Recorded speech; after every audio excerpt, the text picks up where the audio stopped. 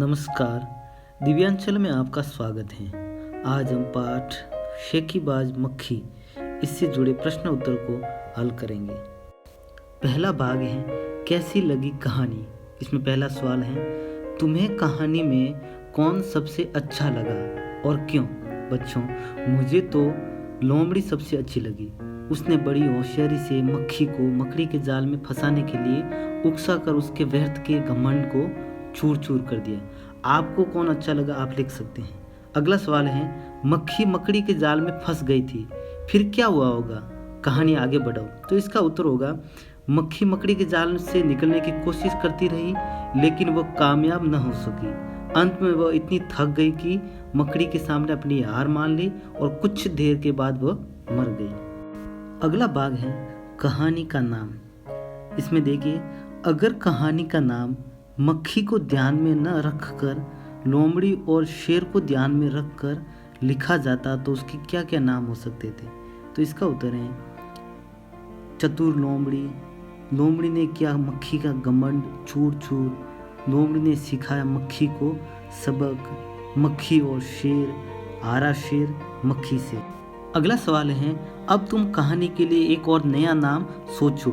ये नाम इस कहानी के किसी भी पात्र से नहीं होना चाहिए, ठीक है, कोई घटना से हो सकता है। तो इसका उत्तर है एक घमंडी की हार, घमंड मुश्किलें बढ़ाता है। अगला भाग है शेर की जगह तुम। इसमें देखिए, मक्खी ने जब शेर को जगाया तो वह आग बबूला हो गया। तुम्हें जब कोई गहरी नींद से जगाता है तो तुम क्या करते हो। इसका उत्तर है बच्चों, मैं तो गुस्सा तो मैं भी होता हूँ, लेकिन कुछ करता नहीं। आप क्या करते हो आप लिख सकते हैं। अगला सवाल है मक्खी उड़ाते उड़ाते शेर उब गया था, तुम क्या करते करते उब जाते हो। इसका उत्तर आपको खुद को लिखना है। आप क्या काम करते हैं जब उब जाते हो। मैं अपनी छोटी बहन को मनाते मनाते उब जाता हूँ। अगला है शेर तो भोजन करके आराम कर रहा था, तुम खाना खाकर क्या करते हो। आपको इसमें लिखना है आप खाना खाकर क्या करते हैं। मैं अक्सर कविताएं लिखता हूँ और गाने भी सुनता हूँ। अगला सवाल है शेर ने भोजन में क्या खाया होगा, तुम क्या क्या खाते हो। तो इसका उत्तर है शेर ने कच्चा मांस खाया होगा।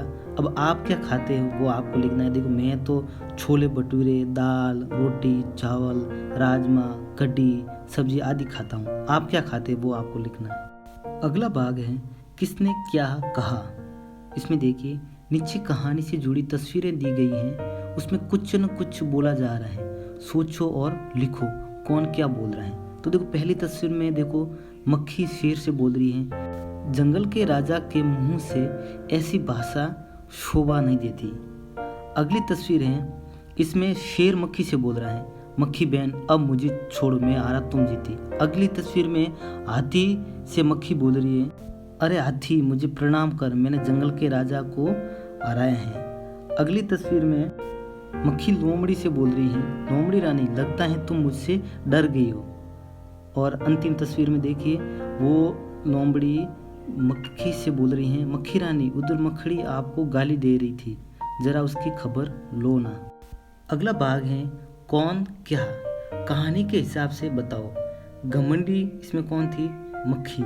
चतुर कौन थी, इसमें लोमड़ी। समझदार कौन था, हाथी। डरपोक शेर। सबसे चतुर लोमड़ी और आलसी हाथी। अगला भाग है भाषा की बात। इन वाक्यों को अपने ढंग से लिखकर बताओ। तो पहला वाक्य है शेर आग बबूला हो उठा, तो इसको लिखेंगे शेर क्रोधित हो गया। उसके बाद उसकी जरा खबर लो ना, तो इसका है जरा उसके पास जाओ। अगला है उस मकड़ी को तो मैं चुटकी बजाते ही खत्म कर देती हूँ, तो ये होगा उस मकड़ी को तो मैं क्षण भर में जान से मार डालूंगी। और अंतिम है जंगल के राजा के मुंह से ऐसी भाषा कहीं शोभा देती है, तो ये अपनी भाषा में होगा जंगल का राजा ऐसी बात नहीं करता। अगला भाग है उड़ते मंडराते। इनके पास तुमने अक्सर किन किन को उड़ते मंडराते देखा है। जैसे जलते बल्ब के आसपास, इसमें कौन होते हैं, कीड़े, चिपकली। खेतों में कीड़े, टिड्डे। इकट्ठे पानी में मच्छर, मक्खी। फूलों और परमधु पर मक्खी और तितली। कचरे के ढेर पर मच्छर, मक्खी। हलवाई की मिठाइयों पर मक्खी और मधुमक्खी।